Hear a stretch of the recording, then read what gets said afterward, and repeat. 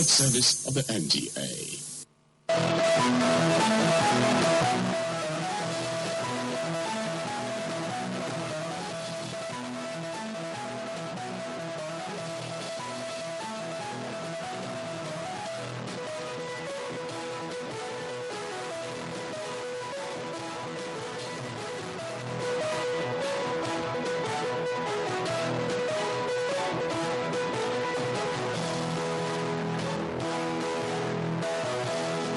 Hello and a very warm welcome to you wherever you may be. My name is Bayo Adewusi.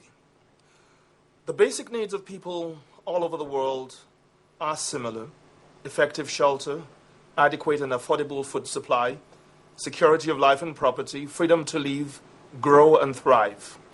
You can reprioritize these needs as you deem fit, but most people are in consonance that governments are elected to seriously address these issues.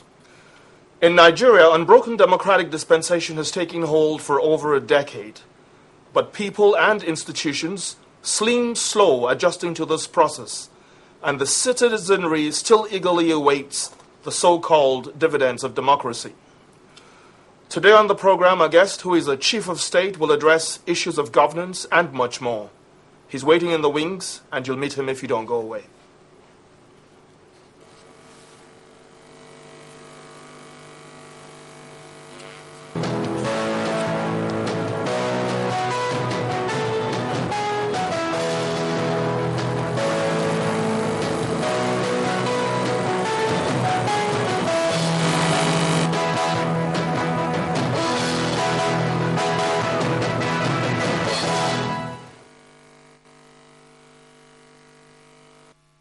Ekiti State. He has degrees in history, politics, and international relations from the universities of Lagos and Ife, and a doctorate in war studies from the University of London, specializing in civil military relations. He has been a journalist and a lecturer. His worldview is eclectic. My guest became governor of Ekiti State in 2010 after a protracted legal engagement. Please welcome the governor of Ekiti State, Dr. Kayode Fayemi. Governor Fayemi, welcome to One on One. Thank you for having me on One on One. It's a privilege to be here. Thank you. Your state, if I might put it properly, is largely agrarian. Correct. With a population of a little less than 3 million. Correct. How do you survive? How do we survive? Well, we are a federating unit in the Federal Republic of Nigeria. And in addition to being an agrarian state, we're also a largely civil service state. And that's one of the things we're trying to get away from, to become a more entrepreneurial state in which business thrives and constitutes a significant portion of the revenue of the state. Right now, that's not the situation. We're still largely dependent on if you like, contributions from the federal government. But that's not going to be what it is in the foreseeable future. What particularly are you doing differently to ensure that that's not what it will be in the foreseeable future? Well, clearly we have done a very clear analysis of where we're at as a state and came to the conclusion that we also need to grow the internally generated revenue of the state. That has significantly improved from an average monthly IGR of 100 million naira when we came into office in November 2010 to roughly 600 million now monthly in June 2012. That's a massive increase in the internally generated revenue, but that's not even our target. Our target is averagely 1 billion naira, and we're doing a number of things to ensure that we increase our business competitiveness status and our investment climate in Ekiti State, in addition to ensuring that we block all the loopholes that had allowed legitimately collectible internally generated revenue to go into the coffers of the state in the past. And we've largely succeeded by automating revenue collection system, by ensuring that there is greater transparency in governance, and by accounting for everything that we collect through the various developmental efforts that are going on in the state. It's going to be a marathon. It's not going to be a dash. But clearly, we've set our sights on a direction that is going to yield, to a large extent, the results that we want to see. Dr. Fayemi, you know, Mother Nature has endowed every environment, and by environment I mean the physical creation. Absolutely. With different things. That's my belief. But or observers say that each ASEAN state, you belong to the Action Congress of Nigeria. That's correct. Is trying to copy what is going on in Lagos State. When you talk about IGR, Ekiti State is a largely rural community. Which is why we're focusing primarily on agriculture. Yes. Because we know that Lagos State can still constitute a market. We don't have to do what Lagos does. Yes. But when you talk about when you talk about IGR, and every state seems to have this target. You came in, you made 100 million, and now you've increased it to 600 million. At what cost? But I also said to you that that's not our destination. Yes. The way to grow our IGR is not just by automating our system or blocking the loopholes that exist in the system, but also legitimately growing the economy by providing additional opportunities for our citizens to thrive and also try alternative business beyond being in the civil service.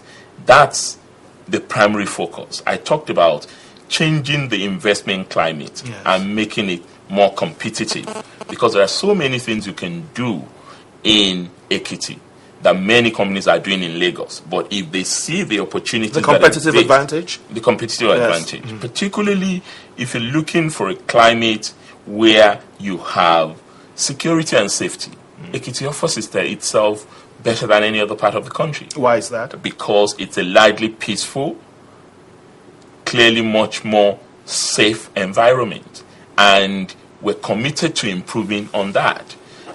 It's an environment where both those who like the face of Fayemi or hate his face can do their business, and they can relate to themselves. They can go out on the streets and do whatever they like to do without any fear of being intimidated or harassed by government. Okay, we'll come back, sir, largely to the security issue. But very quickly, I understand that you have an 8-point agenda. That is correct. Which includes, if I can very quickly run through that, women empowerment, agriculture, tourism, infrastructure, industry, healthcare. And before I go to governance, I'll take education. Because Ekiti State, when you say Ekiti State, we naturally link that to cerebral power. You know, Ekiti people are very brilliant and supposed to be very stubborn. They don't want to be cheated. They know their rights. You have 541 primary schools, 141 secondary schools, a federal polytechnic. 180 secondary schools. 180 now secondary schools, a state university, a federal polytechnic. Yet you seem to be experiencing some problems with teachers. I understand that you introduced what we call Teachers Development Needs Assessment. Is it misunderstood? Well, I wouldn't even agree that it's misunderstood. There are those who would say that it's misunderstood. I would think that there is a lot of mischief that has come into the system. The Teachers Needs Assessment is primarily targeted at finding out where our teachers really are today in terms of imparting knowledge to the pupils that they are in charge of. If you're going to act in loco parentis to younger children, you should be sure of your own onions, and we should be reasonably guaranteed that those that you're presenting for public examinations are really well prepared for it. That's what has informed this. And this is not a policy in isolation. When I came into office, precisely because we have a reputation of being the education industry of Nigeria, or maybe the Southwest. I don't know of Nigeria. Well, even in Nigeria, there's a strong perception based on our old record that Ekiti is a receptacle of knowledge. And when I came in, the situation wasn't like that. we were number 27 on the WAEC performance list. My own school, clearly one of the best schools in Western states, had a pass rate of 20%. And I found that unacceptable. When I left Christ School, and not 30 years ago, not 40 years ago, there was a 100% pass in the school. So something clearly had gone wrong in the last decade of democratization, or perhaps even earlier than that. And I came in and said, okay, let's get together. All the egates, all the professors, all the teachers' unions, all the students' representatives, all the university professors, sit down, what can we do? There was an education stakeholder summit that came out with a roadmap as to what we really ought to be doing in order to improve the quality of education in Ekiti and to improve the performance of our students in public education. One of the measures relate to the quality of the teachers. But that was not the only thing. There was a point about the infrastructure in our schools, which are dilapidated. Schools without furniture, without proper classrooms, and there was no way you can get students to learn in such a horrible environment. It also talks about parents. What is the role our parents are playing in order to raise their own children in partnership with the teachers that are saddled with that responsibility in school? There was a question of the inspectorate division of schools, which used to be the really driver in the olden days, as well as the role of government itself. So all of this put together were the things that we were working on.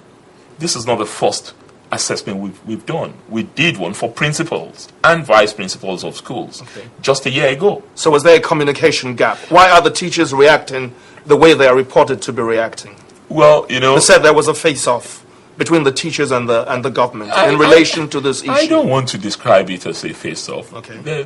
There is clearly the fear of the unknown, because these are teachers, at least some of them, who have, if you like, stopped reading since they got their appointment some 20 years ago.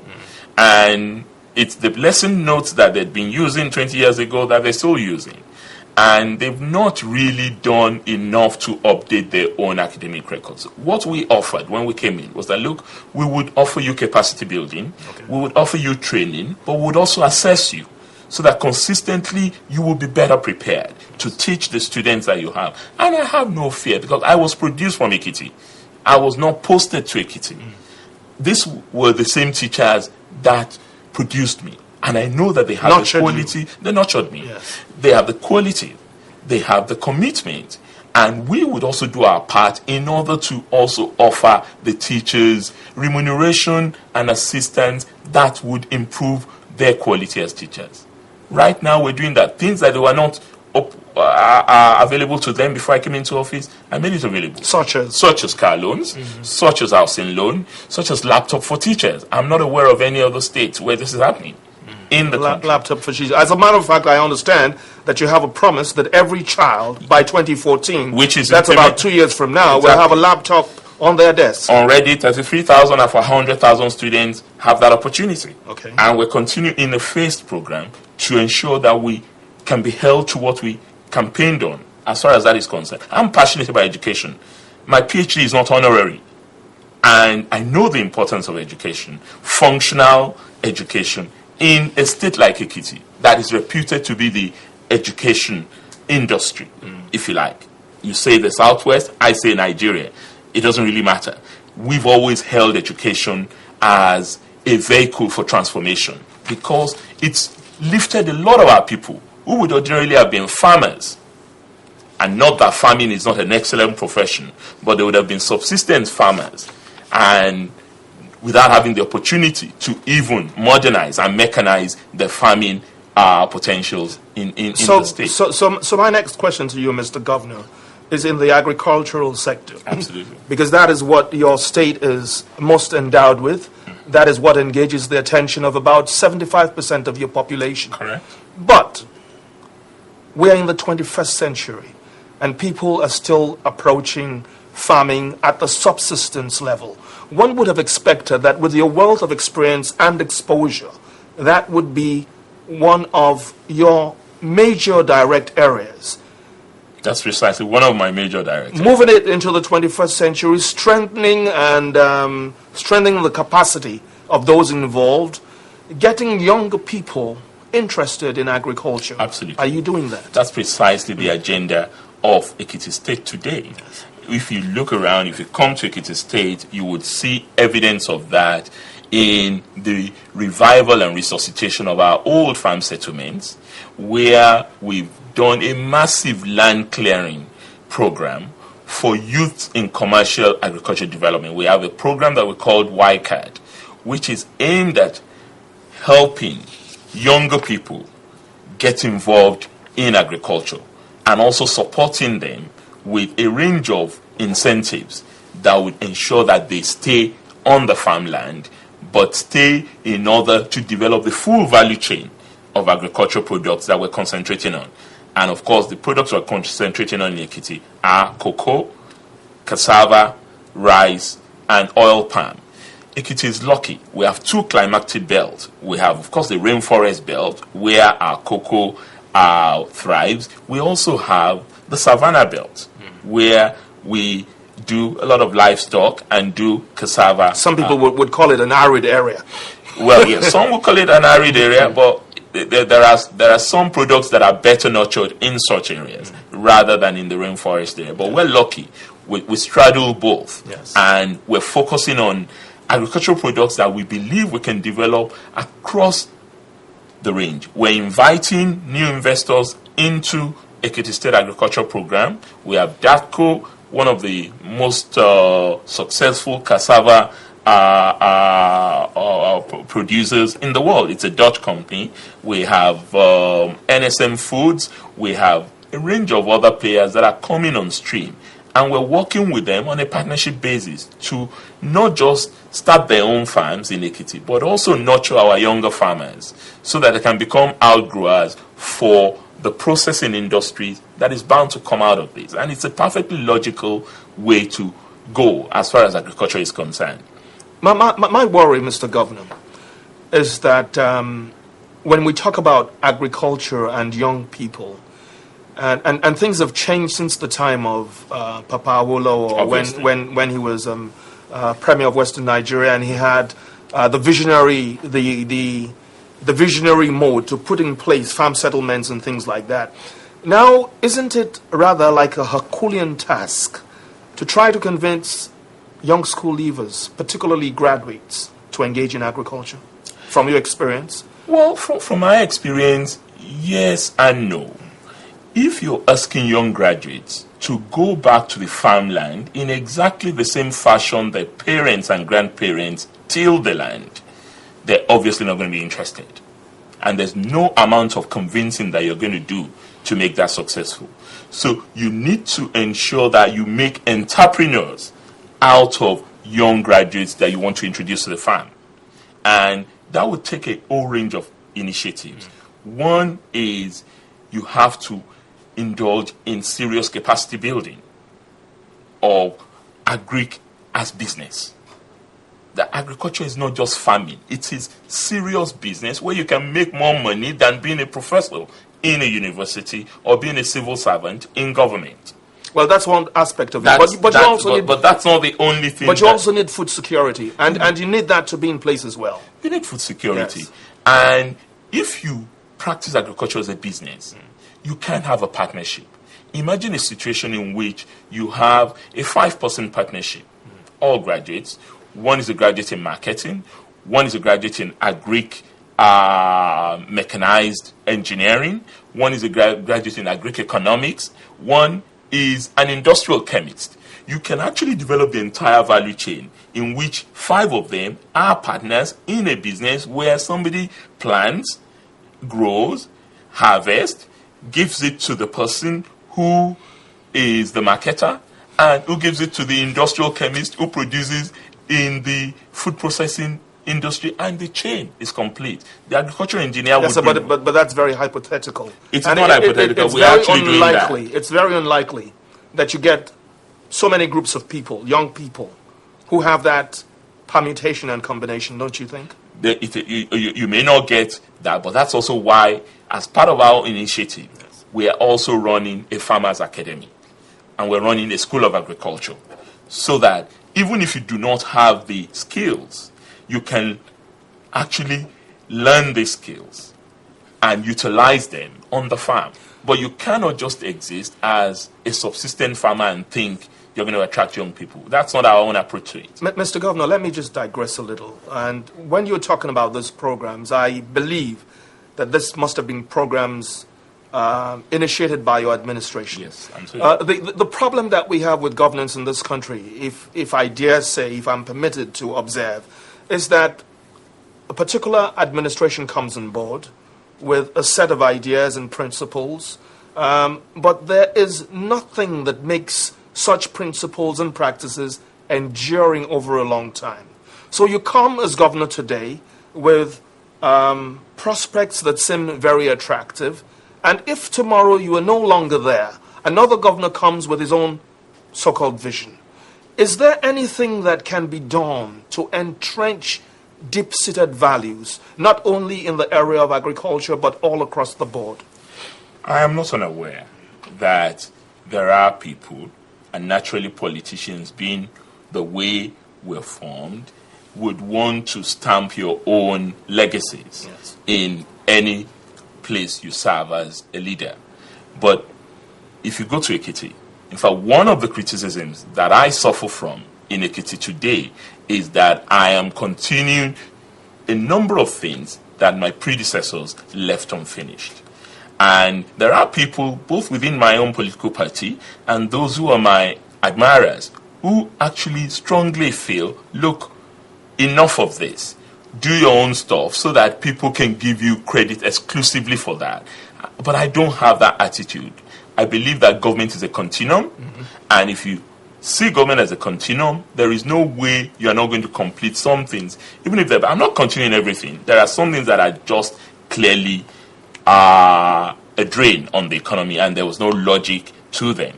I've revoked many of those. Yes. But there were also things that I felt we could restructure, reorganize, but still continue. And a lot of that we're doing in Ekiti. So I cannot accept such a criticism because that's not my nature as a governor. But I also do think I have my own agenda when I ran for office. I had a vision and my mission was clear. I have to also deliver on those things that I have promised Ekiti people. Just as you've talked about the laptop per child, you've talked about our grid program, there are other things that we're doing that are the products of our own history, of our own ideology, of my own struggle. I didn't just come into politics by accident. I started life as an activist. And I was an activist who moved into partisan politics. There were things that I fought for as an activist against military rule in this country. And I cannot be accused of those things if I don't put them in place when I now have the opportunity to serve. Okay, but one of the things you did promise was poverty reduction or poverty eradication. Yes. How exactly are you going about that? Well, the thing I actually promise is making poverty history. In fact, the entire vision that I have is making poverty history in Ekiti State. And you cannot make poverty history if you do not improve the quality of education. The people who have the greatest chance of having poverty reduced in their lives are those who have the opportunity to make themselves useful to society. And education is the first vehicle in which you are able to make yourself useful to society. There are palliatives that we necessarily must do, and everybody will do that. Microcredit schemes for the so you agree those are palliatives? They don't address the root of the matter? They don't address the root of the problem. You have to do those ones in order to, of course, bridge the gap. Because there are so many people who really need food on the table now. They don't need platitudes. So I'm doing youth employment. I have close to 10,000 people employed now, young graduates. Doing what exactly? Doing what? Working in a range of sectors. They're working in agriculture. The youth in commercial agriculture I talked about, they're there. They're working in environmental services, cleaning.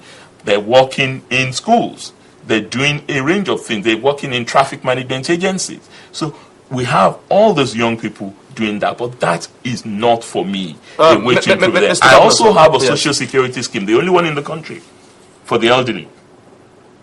And that social security scheme helps the elderly. Many of them have never even seen 1,000 naira note in their lives. They earn 5,000 naira every month, and it's a major difference. It makes a major difference in their lives. These are over 65. I also have a free healthcare system. I have a free education for over 65. For under 5s, for over 65, for pregnant women, for the physically challenged. But in addition to that, I run a quarterly health mission for all ages in the state. And that goes round. So these are mechanisms that have been put in place to at least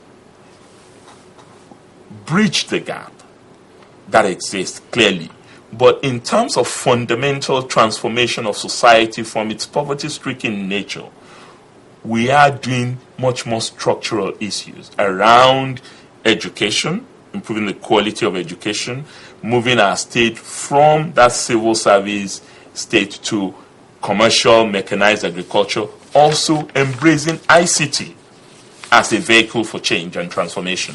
Those are things that we're focusing on, and it's beginning to yield dividends. Yes, ICT, that goes without mention in today's world. I mean, everybody is doing that across the board. Not necessarily. Not necessarily everybody is doing that. I'm not aware of many of my colleagues that are doing broadband across the length and breadth of their state. I mean, a lot of people are working. Yes, but what would you, some people would pause and say to Dr. Fayemi, what do you need broadband for in a state like Ekiti? That would be a shock. If anybody were to ask me that question, yes.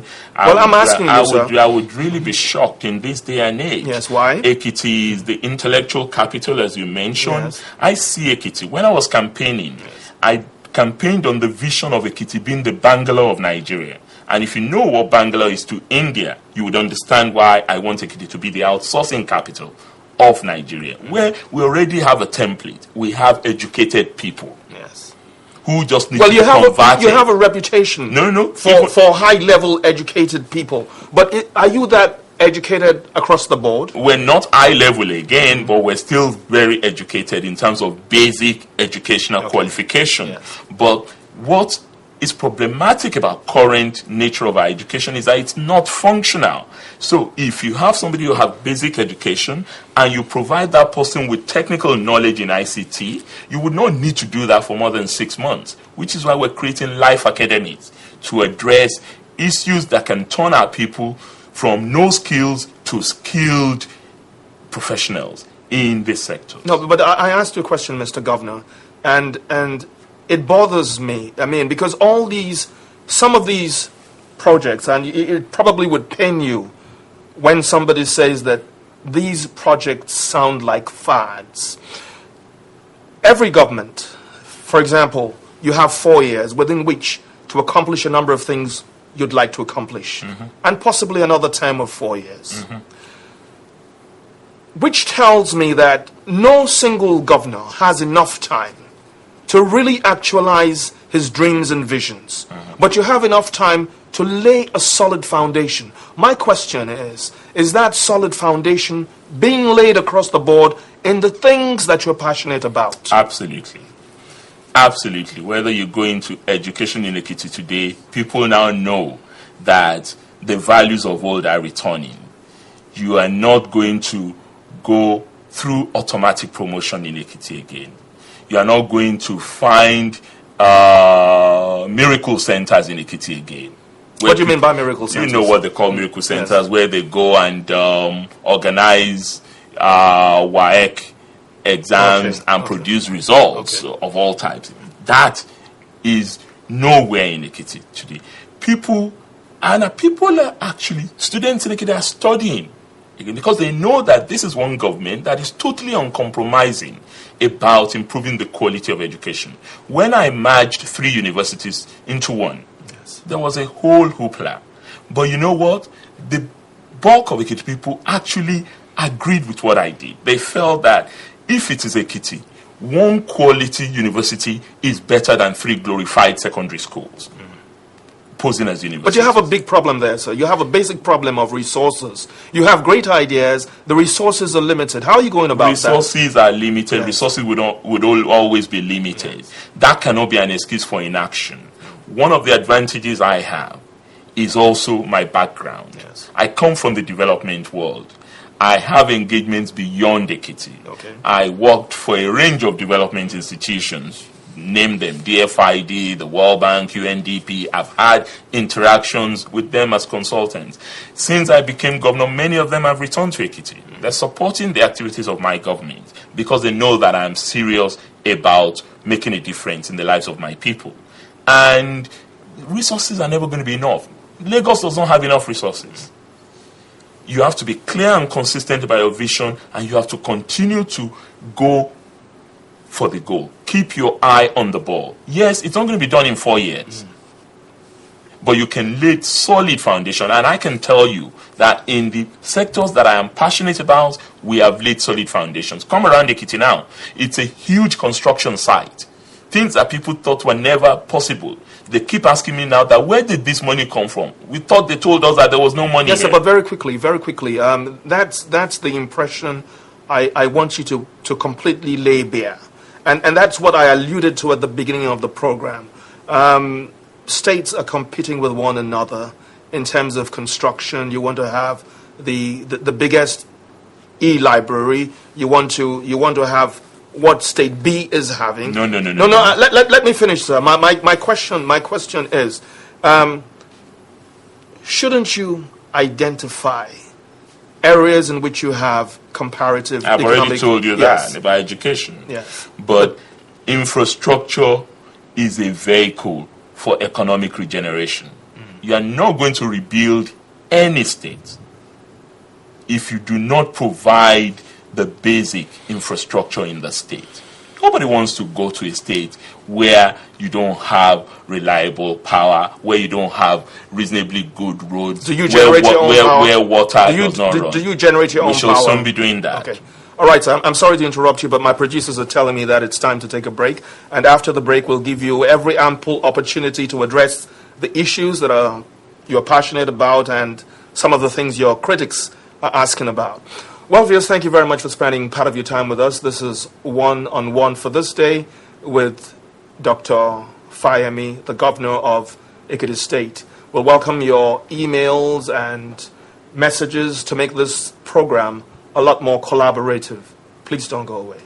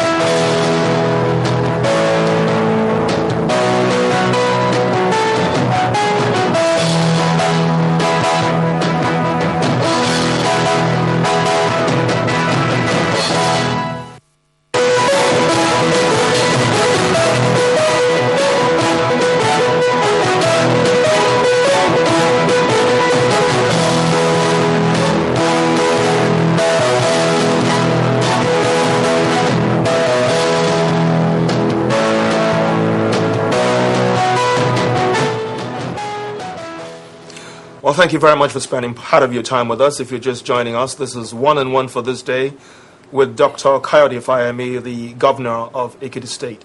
Mr. Governor, just a curiosity, you have a doctorate. Yes, in a very curious area. Why is that so? War studies. Yes, I have a doctorate in war studies from King's College, University of London. Yes.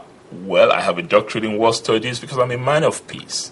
And if you want to have peace on a consistent basis, you better know about war so that you can prevent any unforeseen occurrence. I then took a particular interest in looking at civil-military relations, and post-conflict reconstruction.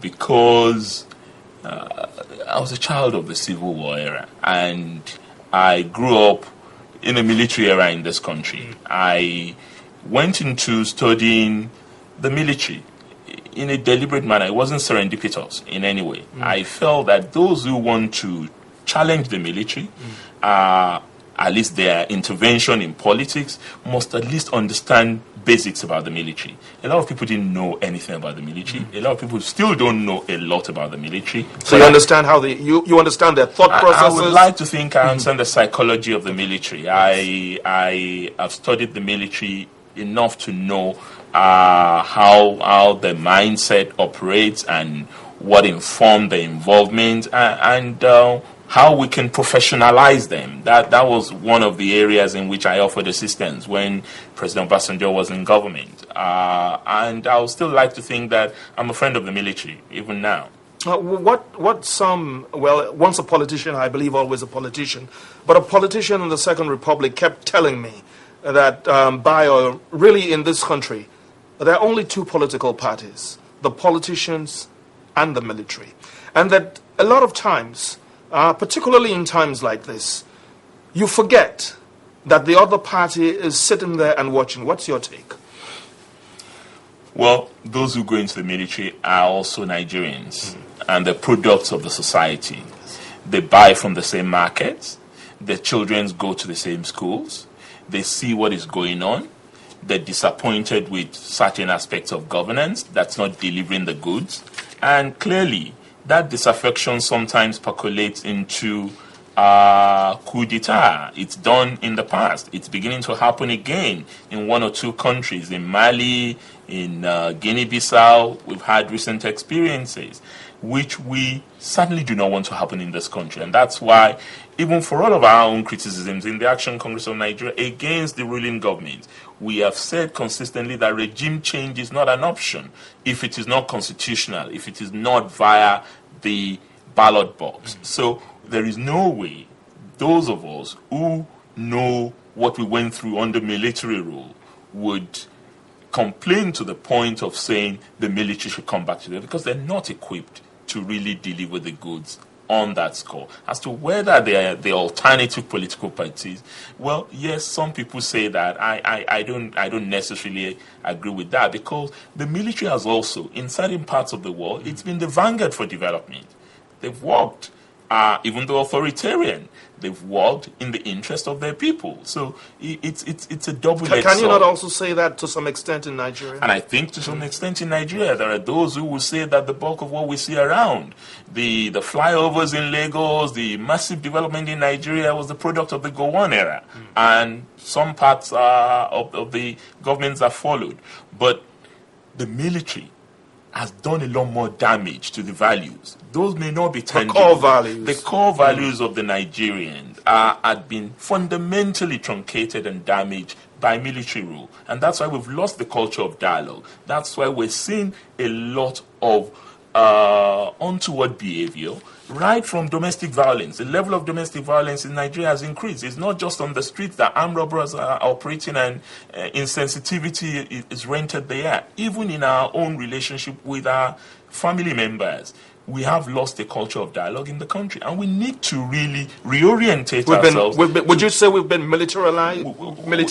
We clearly have been militarized, and that's why some of us are reluctant to even describe what we have as full democracy.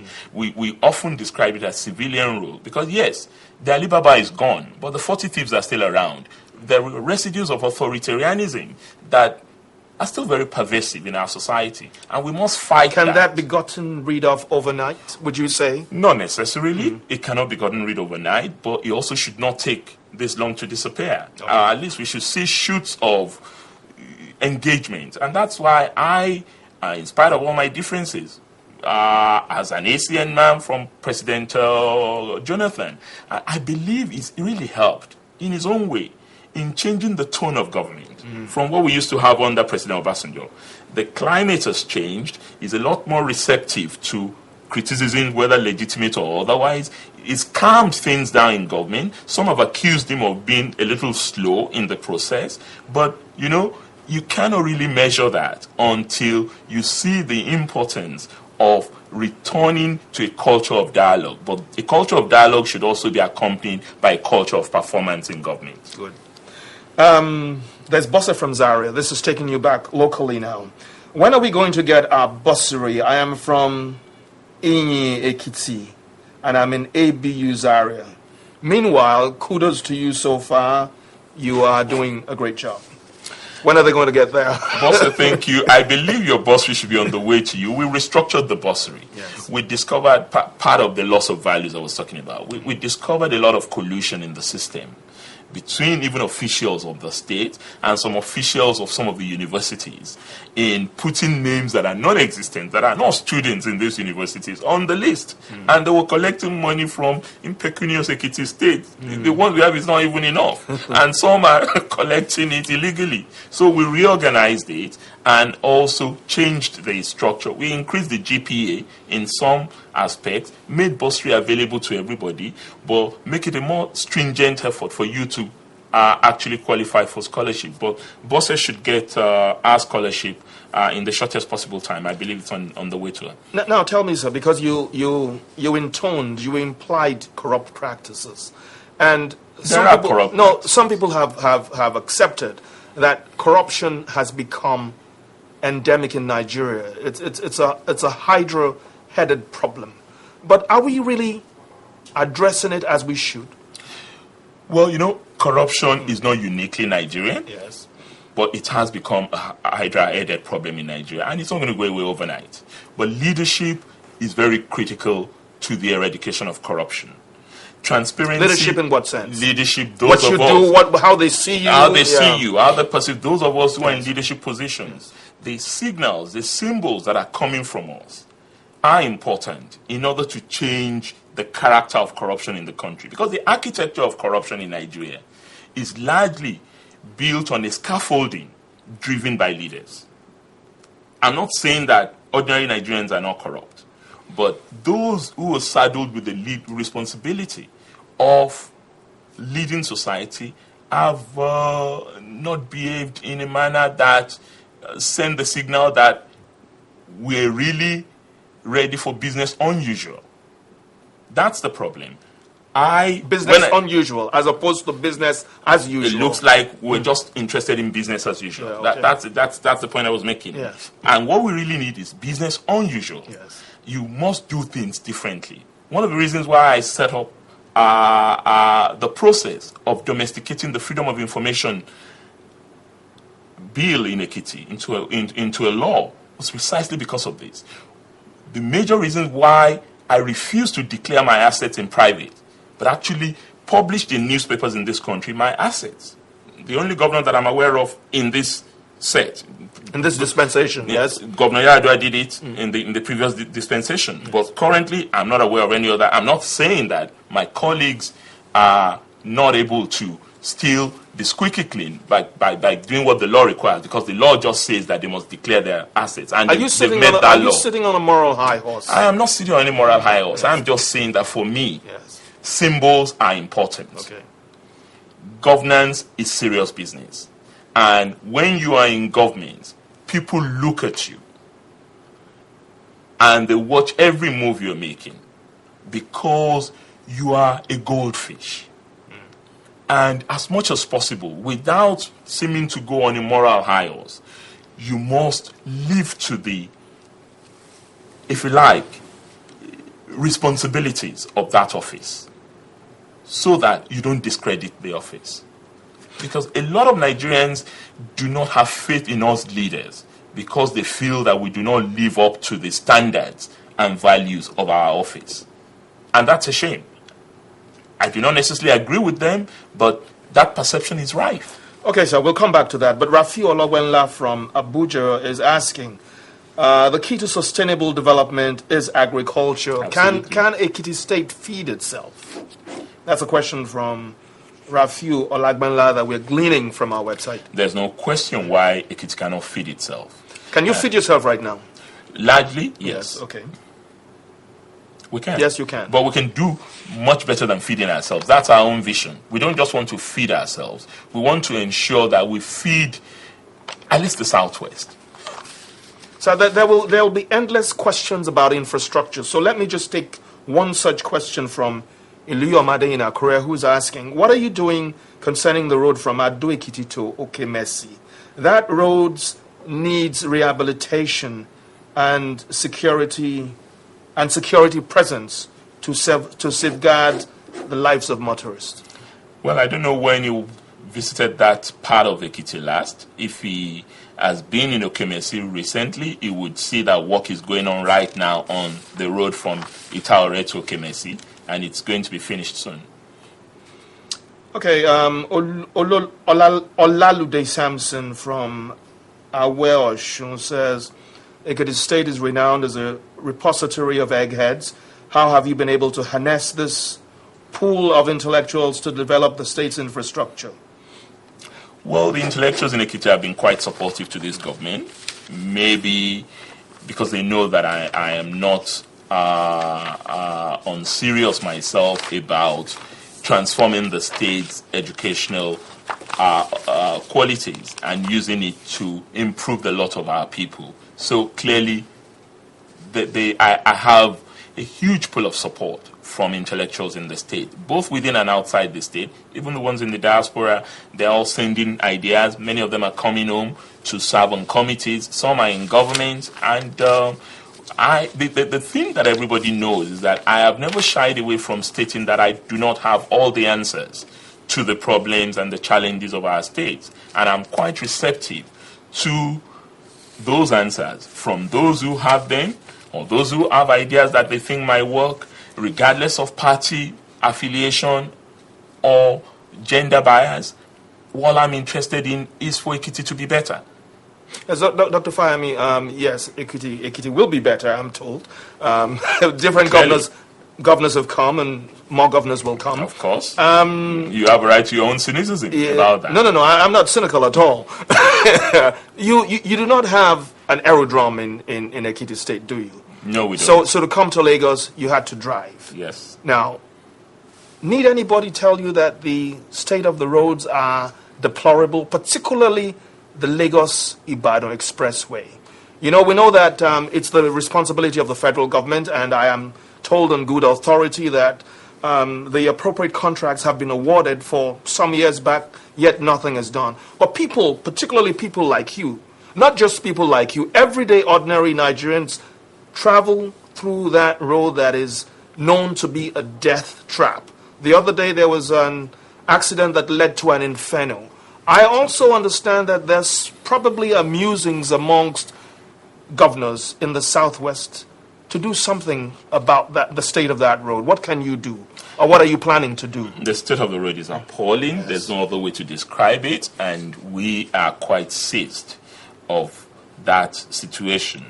That's what informed our visit to Mr. President about roughly a month ago now to discuss the state of the road and to put options on the table that we discussed with Mr. President. First, that we cannot have a permanent concession that has not produced the results. The Southwest, and particularly the Lagos-Ibadan, Benin-Shagamu arterial road, should not be the guinea pig for how to run concessions. At a time that the Kano-Maiduguri road is being fixed by the federal government, the Abuja-Abaji-Lokoja road is being fixed by the federal government, the River Niger second bridge is being fixed by the federal government, and all other roads, the coastal east-west road is being fixed in the south side by the federal government. Why should the major artery to the economic basket of this country and to the major port of this country be turned into a guinea pig for concession, and without prejudice to Courtney or the activities of our brother, Mr. Babalaki, who is running the concession? The issue for us is our people want to see a road that works. And the options we put on the table for Mr. President are three. One, we either let the federal government take over this road and fix it properly the way it is working on the other roads. If that's not acceptable, two, let us take it over as Southwest governors, as part of our own regional economic integration work, fix it, and then toll it so that we can use the proceeds of the toll to maintain the road over the long term.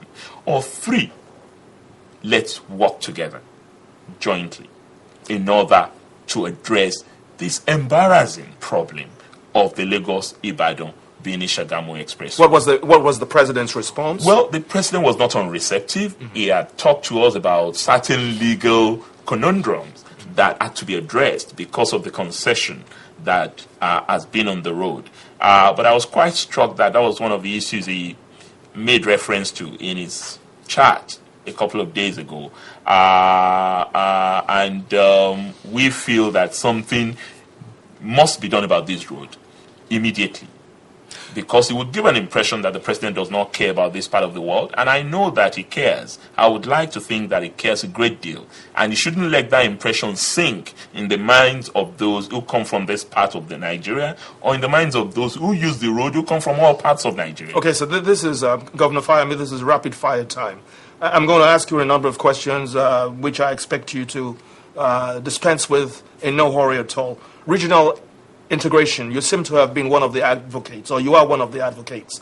What's your take? I certainly am one of the advocates. Yes. I believe that one of the ways to strengthen this federation is for those who have contiguities, either in ethnic, economic, or political terms, to come together and work together in order to ensure that comparative advantages that they have is pulled in a manner that can Do you see a downside to this?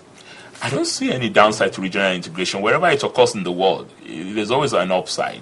The downside often happens when there is no sincerity of purpose, when there's no commitment to the goal of economic integration, when it is treated from an opportunistic angle. And for us, it is serious business. It's not opportunism. Okay, well, what would you describe as appropriate revenue allocation formula? Well, the Governors Forum, to which I belong, yes, and to whom I subscribe, I've already come up with a plan for the federal government, for those in charge on this. We've written to RAMFAC, the Revenue Mobilization Allocation. Have you seen the plan? Commission. Have you seen the plan? Well, no, we don't know what they're coming up with, but we've given them our plan, yes, which is 42% to the states, 35% to the federal, and the remaining to the local authorities. Okay, in your state, is there any problem? I know that the principal officers are from your party. So do we take it that there's no problem between the executive and the legislature in your state? We have a robust legislature. Yes. We have a legislature that is not a rubber stamp legislature. There are issues that we disagree on, but we resolve our disagreements amicably. And it's not a complete ACN legislature, though. I must mention that there are two. I said the principal officers. Well, the principal officers, yes. Yeah. Okay. Most people, or many people, don't know about this. You were technical advisor to the Oputa panel, yes, popularly known as the Oputa panel, and we were witnesses to all kinds of revelations that came out from there. Have we really learned anything from a panel of that nature? Oh, I learned a great deal. Have we as a people learned? Have we as a people yes, learned? I would like to think that we as a people, we've learned. I mean, I've just been reading Bishop Cooker's book, Witness to Justice, which is the book he wrote on that panel. Bishop Cooker was the secretary of the panel, and there were things that came out of it that later were tangibly addressed, like the Ogoni crisis, like the issue of military violations of rights. Those are things that I would like to think would significantly reduce, and it is reducing. I mean, that people are more aware of their rights, because those things were televised. I would have loved, though, for an implementation, a comprehensive implementation of the recommendations of the Oputa panel in terms of ensuring that it goes... I'm sorry to interrupt here again, but we don't have time, and there are quite a number of areas we'd like to cover. Okay. Investment opportunities in your state for foreign investors, very quickly. Investment opportunities, we have created climate and conditions that are very enabling to foreign investors, and many of them are coming in. A South African investor is just taking over our Ikogosi resorts now to turn it into the Nigerian wonderland. So very soon we shall be inviting you over to that. In the agri sector, we have many investors that are coming in. In the solid mineral sector, we also have quite a number of investors coming in. Samsung is major. They were the ones who did our laptop. So very soon Ekiti State would be a place we wouldn't recognize for those of us who haven't been there in a long time. Well, even now, if you come, you'll be shocked at the developments. We should come. I'll be pleasantly surprised. You should come. And we're not there yet. We're not where we want to be yet. Okay, a very important issue. You've talked about regional integration. But I believe that largely you were talking about economic integration. Absolutely. Shouldn't there be leadership integration? Is there a vacuum in leadership? You're a Yoruba man and you're from the Southwest. You belong to the ASEAN. Is there a vacuum in leadership when we talk of a Yoruba leader like we knew the types of Chief Awolowo?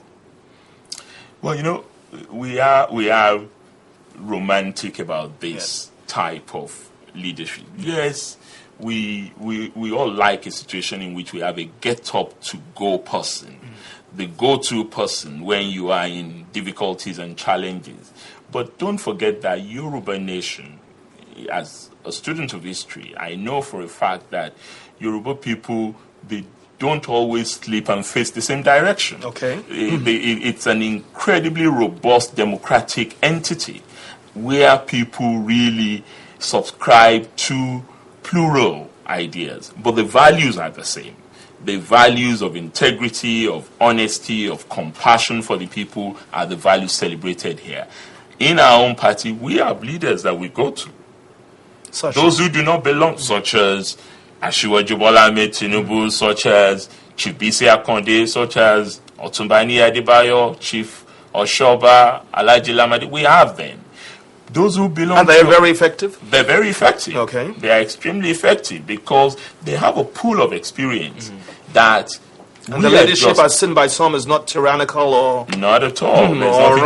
There's nothing tyrannical. There is something that purveyors of hate would always like to promote. Of course, it makes for salacious reading in the newspaper, particularly the junk newspapers. But those of us who are close to this leadership, we know that they are not in any way intimidating or... Dr. Fayemi, I'm sorry to interrupt the flow of your thoughts. Yeah. But my producers are giving me a final one. It's time to go. go. Okay. But I have really overrun my time. So, Dr. Fayemi, thank you very much for coming on the program. Once again, we wish you the very best in all your endeavors. Thank you for having me. And you must come to Ekiti so that we actually take you around. The taste of the pudding is in the eating. You must see what's going on there. Thank you. Well, viewers, thank you very much for spending part of your time with us. This is one-on-one, or this has been one-on-one for this day with Dr. Kayode